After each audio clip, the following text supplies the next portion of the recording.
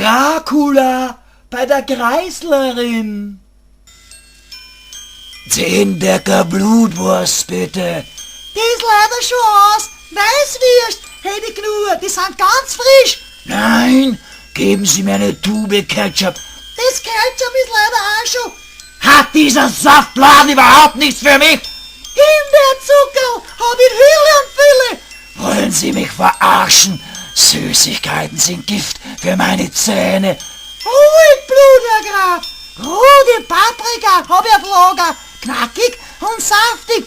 Sind Sie noch zu retten? Ich bin doch kein Gemüsetiger.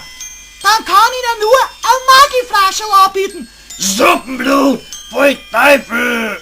Herr Graf, sind's mir nicht bess, aber Sie sind sehr hagelig.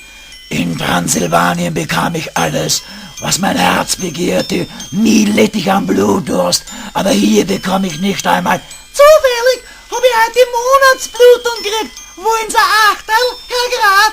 Hilfe! Ich muss hier raus! Ja, schleich die, Blutlager Wappler. Bei mein edles Feinkostgeschäft ist kein geschissene Vampirkantin. So aufblasene Fledermaus wie die, was ich gar nicht meine.